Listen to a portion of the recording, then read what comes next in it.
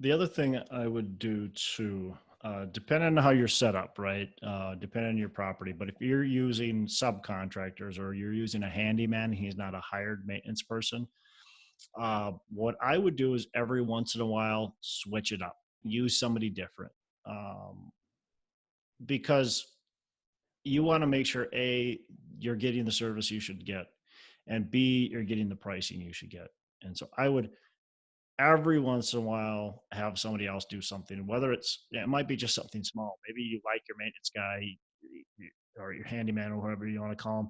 He does the majority of your work, but you've got a couple faucets that need to be fixed or a couple little minor things. And you send a new guy out to do some of that stuff and just to test him out, see if he does a good job, see how his pricing is and all that kind of stuff. So I suggest doing that too if you want to keep everybody honest. And make sure you're getting the best service. Yeah, I think that's a great point because a lot of times if you get so dependent on one specific provider and then suddenly they get busier with a different client or their business changes, their life changes, and suddenly They that person, retire. they retire, uh, suddenly that person's not available anymore and you're stuck Hmm. ground zero and you don't know who to call. Yep. That's a Yep. tough place to be in as well.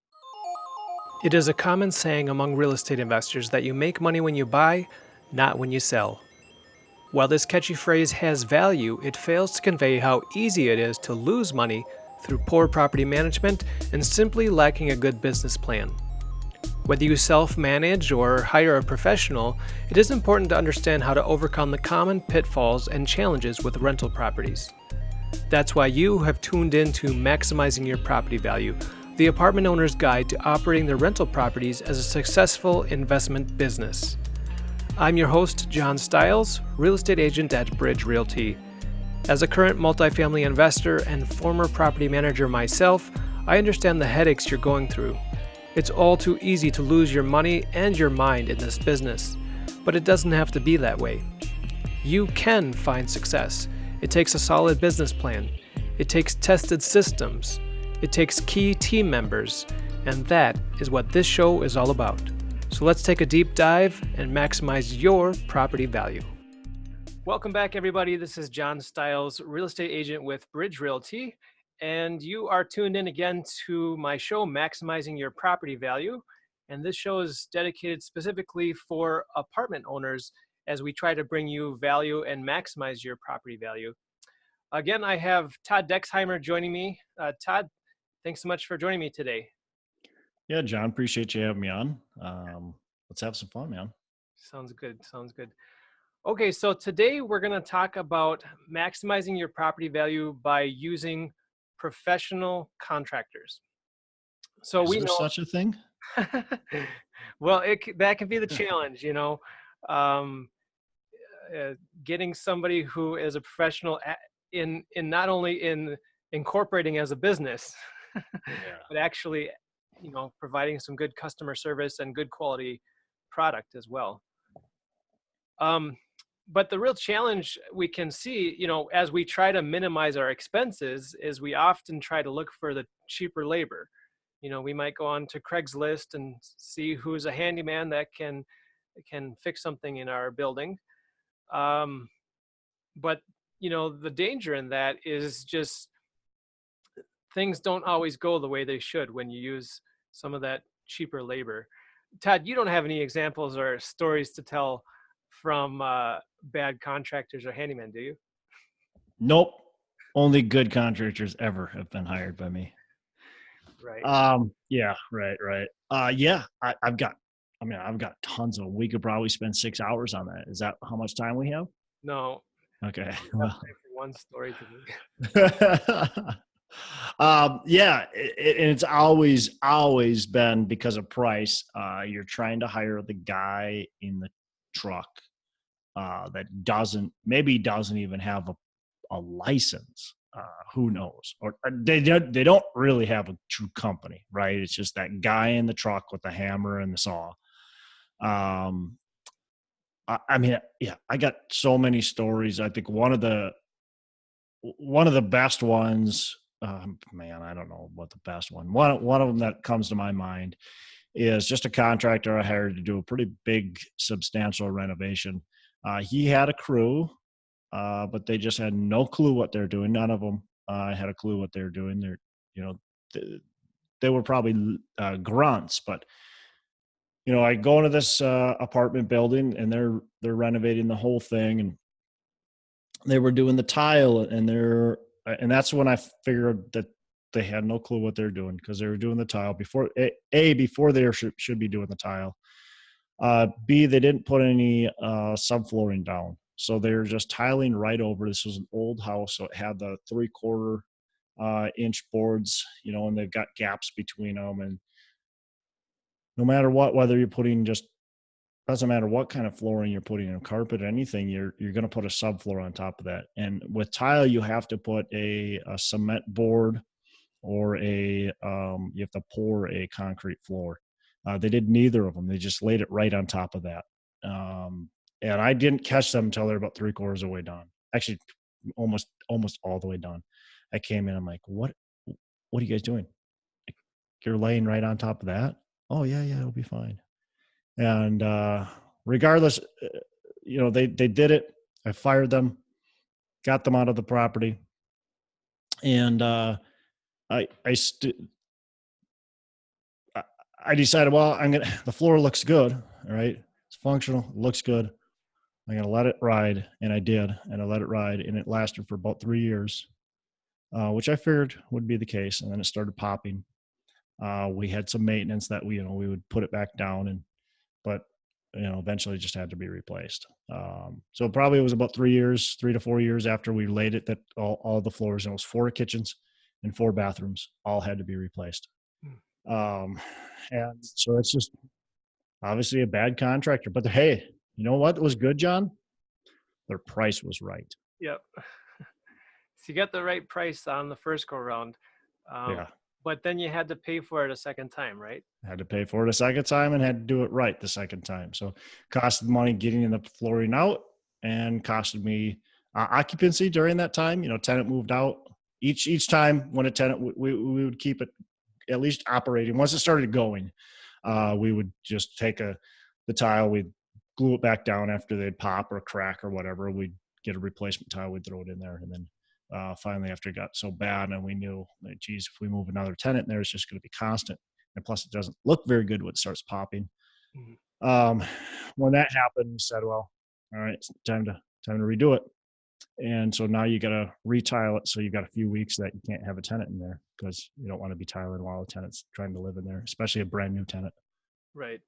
So, so yeah, Yeah. So as you mentioned, this is just one of many stories, and not to pick on you. I mean, we've all done it where we've tried to get the cheaper price, and even sometimes when you get a referral. I remember one time when I was managing properties for other people, I got a referral to an electrician, and I just kind of based the whole hiring based on that referral. Turns out it was not a good referral, and the electrician didn't know what he was doing, and he was requiring money up front that I shouldn't have been giving him up front, and he was dragging on the process, and he wasn't really getting any work done. Oh, I need some more materials. Oh, I ran into this problem. I need this. It was just a terrible situation, and we had to eventually let him go, and we lost some money on that deal, yeah, um, just because, for one, I was rushed to get the job, the issue fixed. And for two, I was trying to get a very cheap price for my owner. That was my job. I got to get this at an affordable price.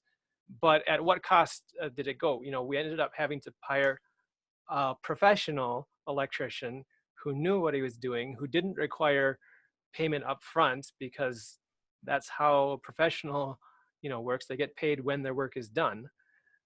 So lots of stories. But what I kind of wanted to get into, beyond just the pain and the heartache of what we've all seen, is some strategies and tactics for preventing this. So I've kind of made a list of considerations for making sure that the person that you're hiring is a professional.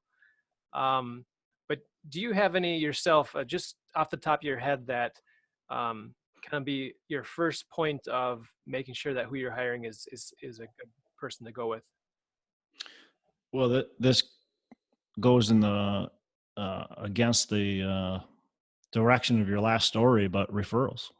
Mhm. So referrals are big, but obviously, as you pointed out, you have to have more than just a referral.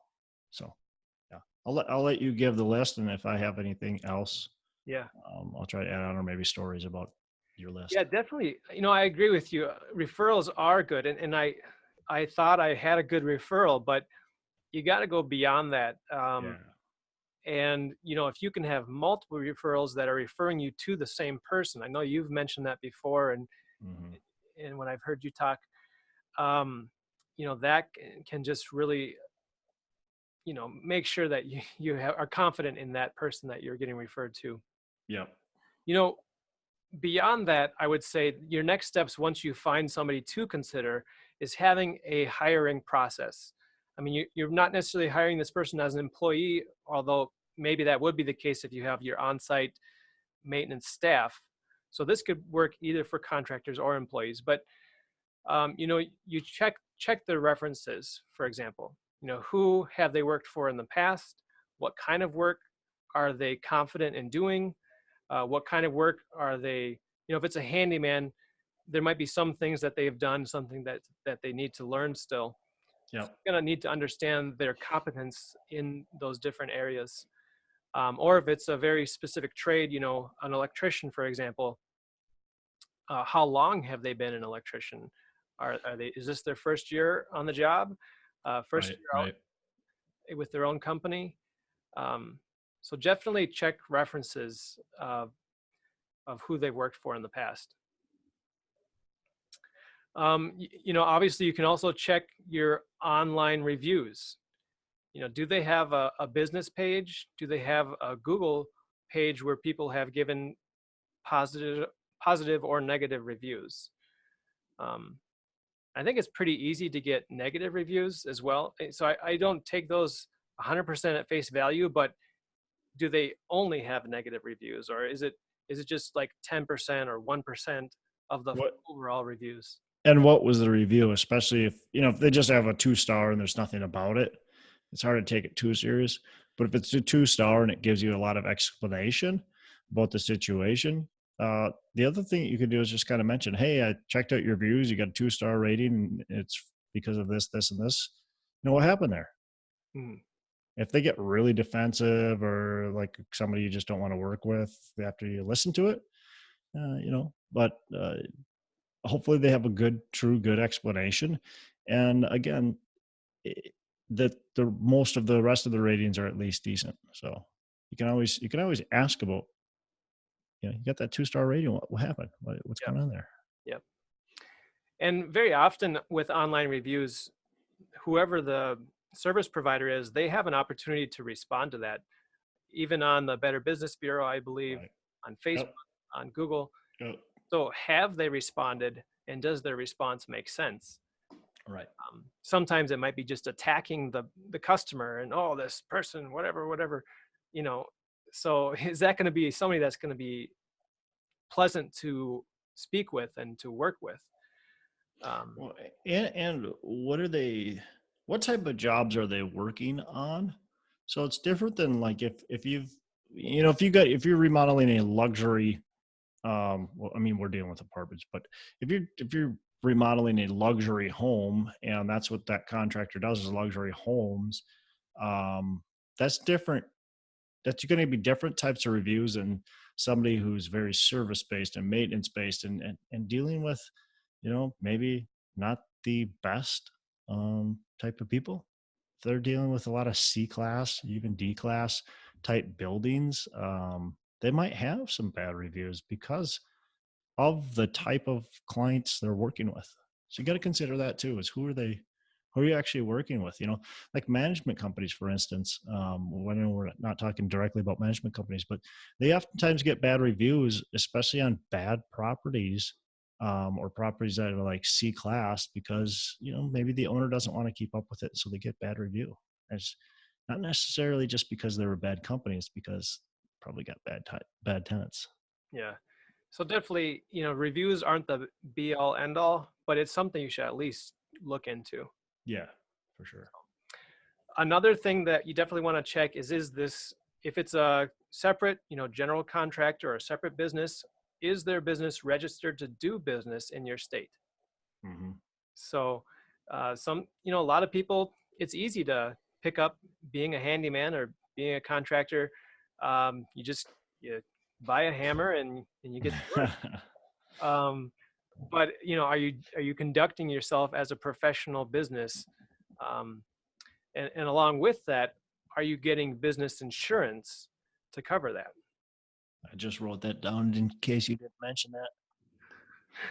Yeah. Are they insured? Are they licensed, bonded, insured?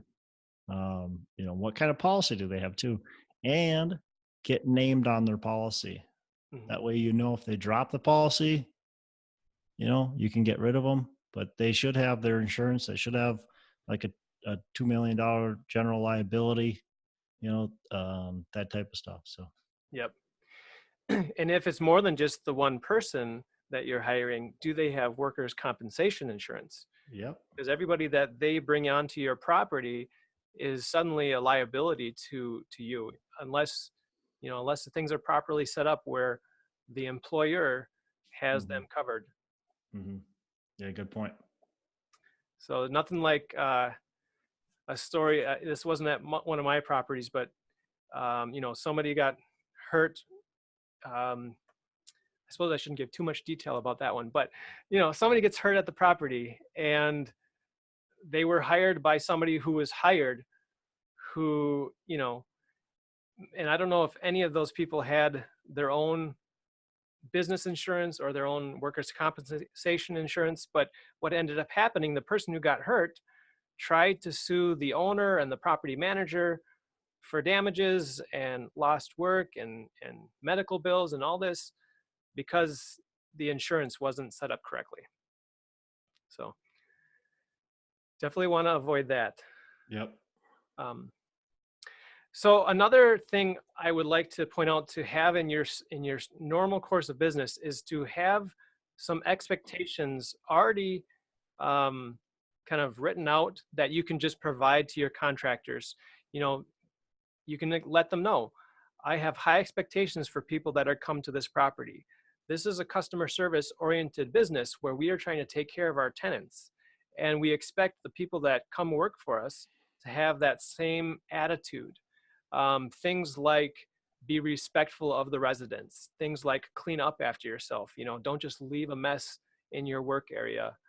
um, leave a note for residents if you are entering their unit when they're not present, and then you leave a note that says that you were there for one and what was done, and if you're not finished with that, that you're planning to come back. Yeah, and as an owner, what I would do is just print a card. That card just says, "Hey, whatever that card says, we were here for maintenance um, on your unit," and then just leave a blank space and for the date, and that's it.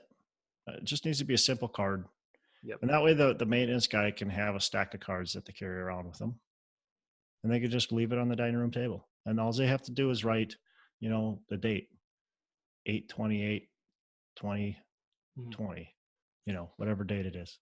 That's it. Yep. And one thing, not everybody likes this idea, but I recommend to ask for feedback on that same card. um, so the risk is, well, then you're going to get lots of calls and you're going to get lots of feedback. Well, maybe you need the feedback, Yeah. because it's kind of like a checks and balances for your worker, because you can't Yeah. be there to make sure they're doing things the way they should, to make sure they're following the expectations that you have set. So then you can talk to that contractor or that handyman to let them know that feedback that you did get. The other thing that I would require is I would require the maintenance person to keep a log, and that log could be fairly simple, but then it's hard to get double charged for something, especially if you're using third party management and you've got a work order for, let's just say, fixing the dishwasher in unit one. The maintenance guy goes in and fixes the dishwasher in unit one, keeps a log of that, and all of a sudden you get charged again a month later for that exact same thing, we can check the log and we can say, well, you just fixed that. What happened that you needed to really fix it again? Mm. If there's no explanation, it just might be, something going on there. So I think keeping a log can be important. Of course, anybody can manipulate that, but it's just another checks and balances thing. Definitely. That's so important for many, many reasons. I think, And not just for that. right. Yep.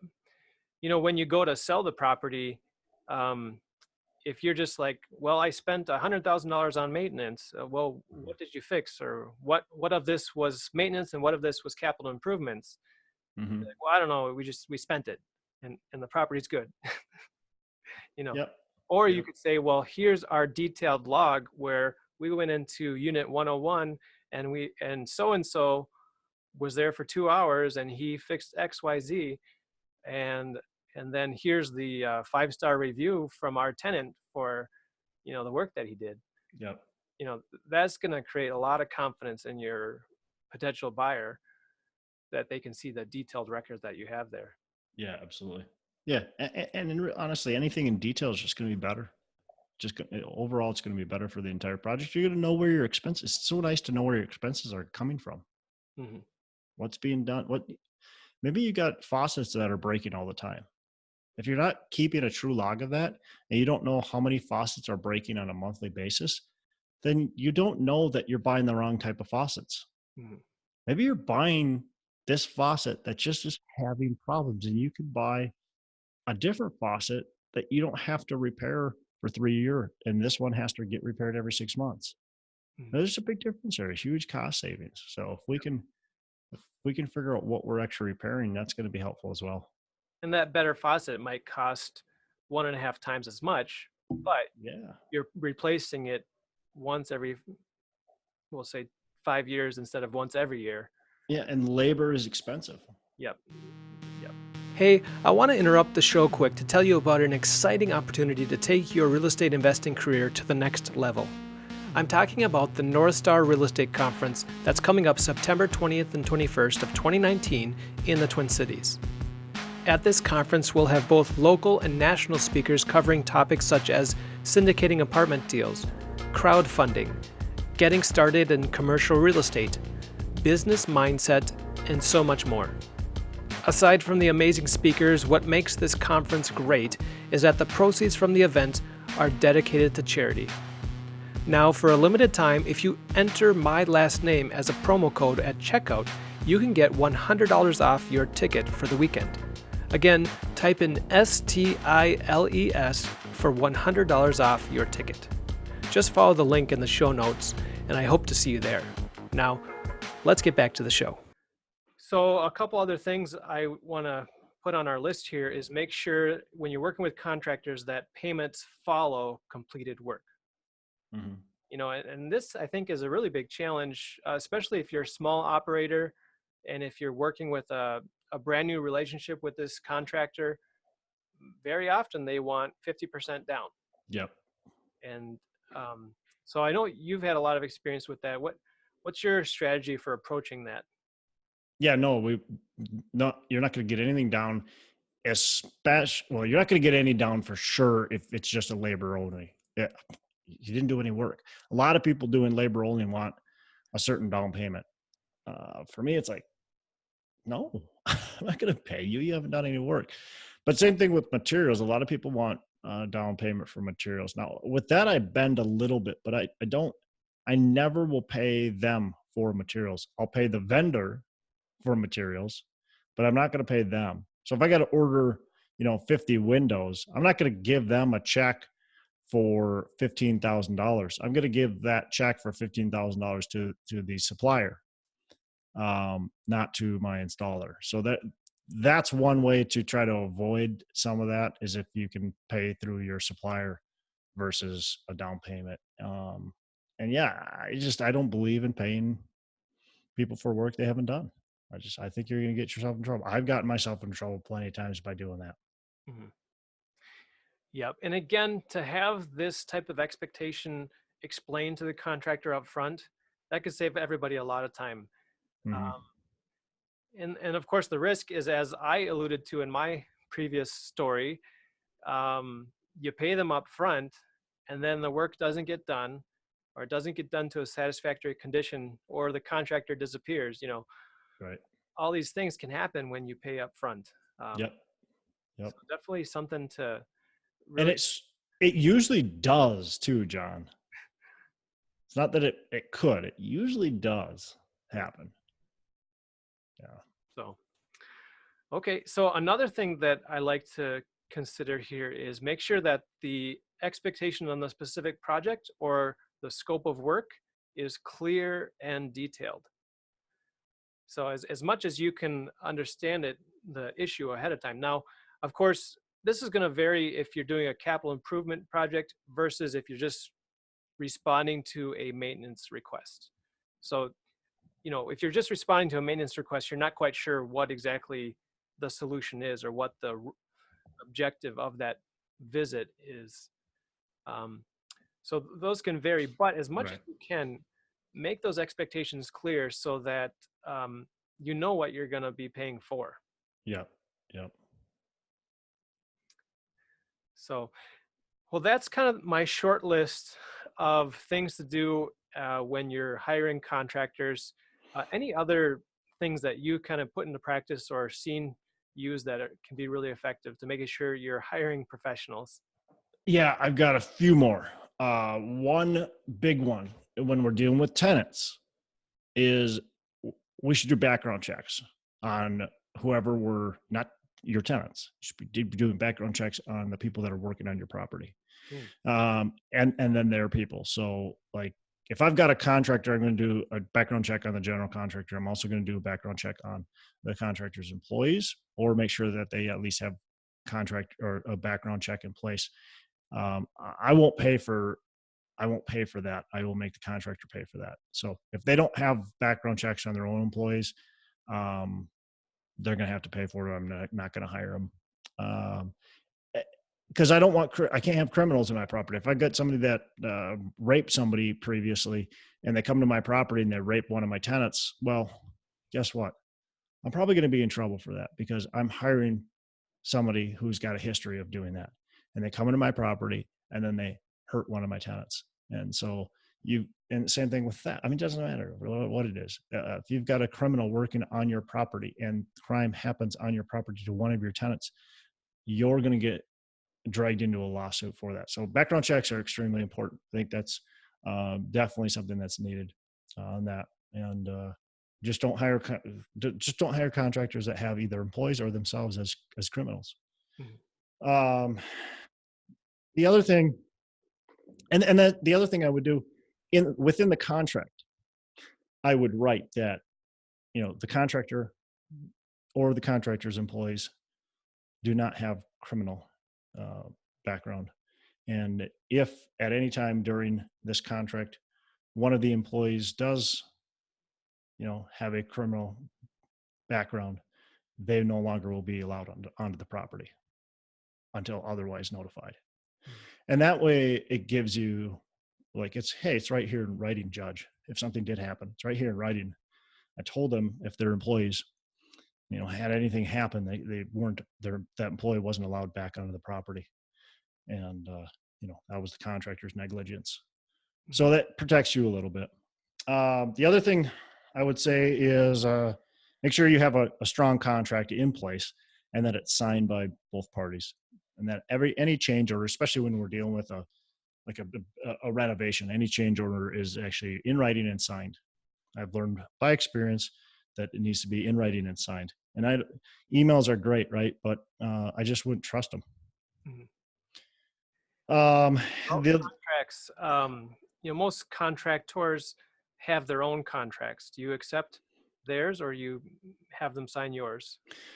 We may accept theirs, depending on what they are. But no, we typically have them sign ours. We've got a contract, we've got an attorney, and we make sure they sign ours typically. Mhm. It just protects you. You've got your own policies in place, just like the background check thing that I was talking about. Just like our down payments, what we want for down payments, what we want for payment schedules, all that kind of stuff. It's in writing. We may reference their contract. We may reference their estimate, but within that, it'll say our contract supersedes all other contracts. Hmm. Yep. So we're happy a lot of times to sign their contract, but our contract supersedes theirs. The last thing is this is for maintenance people, people that are working on your property. Make sure they're an employee of yours if they're doing employee work. So if they're consistently on your property, if they're there working on a very consistent basis, of course, check out your employee laws of your state, but they're potentially considered an employee and you want to make them an employee so you don't get yourself into trouble. That can get really expensive, quite frankly. And anything is expensive when you have to pay it in arrears. Um, so I'd rather pay an extra 5,000, 10,000, whatever a year in employee stuff than be caught 5 years from now and have the government tell me how much I owe. Yep. Anytime the government tells you how much you owe, you're probably getting the short end of the stick. Yep. So, Yeah, definitely important to follow all those employee laws and do the withholding taxes. And, you're going to pay more for having your accountant and your tax preparer involved. But again, paying for it, like you just said, on the front end versus on the back end with penalties and fees and interest to the yeah. government, or having to pay for something a second time, it's just, you're better doing it the right way the first time. Well, and you know what? Oftentimes you're like paying um, your maintenance guy, your employee. You're not paying him employee as an employee. So in turn, he wants a little bit higher pay, right? Because I'm a subcontractor. I've got other fees. I've Right. got other things. So I need, $20 an hour when you could have hired them as an employee for $18 an hour, or $17 an hour even. So, you got to look at that and go, look, if you're an employee, this is what you are going to work for versus if you're a subcontractor, you're going to work for this. You might be better off making an employee. But when we were talking too about paying people and being cheap, I was going to mention that, when you've got a maintenance person or even a contractor, you do have budgets, right? You do have thresholds. I'm not going to pay. I might find the best maintenance guy in the world, but if he's wanting to charge me as an employee $65 an hour, it's just not going to work. When I can find a very good, maybe not quite as great, but very good maintenance guy, and I can hire him for $30 an hour. Now, obviously, that's extreme, but the point being, there is some give and take. You're not always hiring the most expensive guy. You're trying to hire the guy with the most amount of value that you can have. So, Yep. and they have to fit into the type of property that you have. That's big too. If you have a C-class property and you're hiring a guy that came from an A-class property, there's a big difference. He might be a fantastic maintenance guy, but his standard of maintenance is going to be different than the other guy down the road that was going to come from the same type of property that you want and have. So there's a big difference there too. Yep. The customer service level hopefully is the same, but Yeah, hopefully that's the same. But our standard of maintenance, when this guy that is working at the A-class properties used to buying the best materials and used to, just everything being perfect, when you've got the C-class property where, not that you want to be a slumlord, but maybe our faucet doesn't need to be quite so sweet, you don't have to maybe. get the gold faucet, you get the chrome one. Exactly. You get it. So, and kind of, I think a good way to wrap this topic up is, I don't think it's too early to start to put together your team of contractors and handymen. You may not need a roofer right now, but take some time to interview some roofers, because eventually you're going to need one, either for repair or replacement. And instead of rushing to figure out who's the cheapest, because I wasn't preparing for this repair and I don't have enough money set aside for it and I got to find the cheapest guy. Well, if you've already gone through a process of vetting people, You know who's reliable, who's reputable, and who's got, a reasonable price for the quality of service that they're providing. So, The other thing I would do too, depending on how you're set up, right? Depending on your property, but if you're using subcontractors or you're using a handyman, he's not a hired maintenance person. What I would do is every once in a while switch it up, use somebody different, um, because you want to make sure A, you're getting the service you should get, and B, you're getting the pricing you should get. And so I would every once in a while have somebody else do something, whether it might be just something small. Maybe you like your maintenance guy or your handyman or whatever you want to call him. He does the majority of your work, but you've got a couple faucets that need to be fixed or a couple little minor things, and you send a new guy out to do some of that stuff and just to test him out, see if he does a good job, see how his pricing is and all that kind of stuff. So I suggest doing that too if you want to keep everybody honest, and make sure you're getting the best service. yeah, I think that's a great point, because a lot of times if you get so dependent on one specific provider and then suddenly they get busier with a different client, or their business changes, their life changes, and suddenly They that person, retire. they retire, suddenly that person's not available anymore, and you're stuck Mhm. ground zero and you don't know who to call. Yep. That's a Yep. tough place to be in as well. Yeah. There's a song that goes like that. Who are you gonna call? Well, thank you for lightening up the show. Todd, if people would like more information about, just the insight that you can provide into investing, what's the best way for people to get a hold of you? Yeah, I mean, they can obviously listen to my podcast as well, which you're a part of, too, John. It's called Pillars of Wealth Creation, or they can just go onto my website. It's venturedproperties.com. It's venturedproperties.com. All right. Well, Todd, I appreciate you joining and contributing to this topic. For our listeners out there, my goal in providing this is just to provide some education and content that can be valuable to you. My goal as a real estate agent with Bridge Realty is to be helping my clients when they sell to maximize their sale, maximize their property value. And so I hope that this little piece of information here can really be helpful for you with that.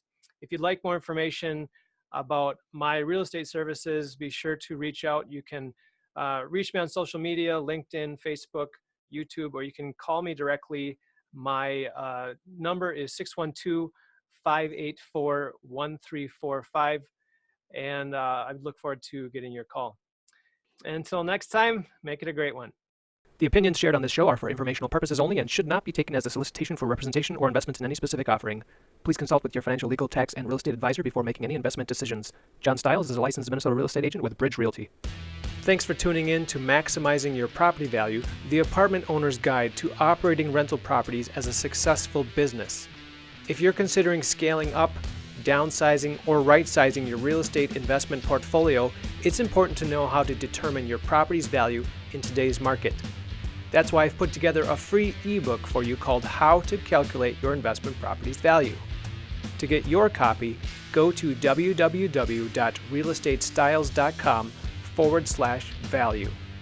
Now, if you found any value in today's show, be sure to subscribe to our email newsletter, YouTube channel, and podcast through your favorite podcast player. All the links are in the show notes. And would you do me a big favor? Help me get the word out about this show by sharing with your friends on Facebook and LinkedIn. And lastly, we appreciate your 5-star rating on iTunes.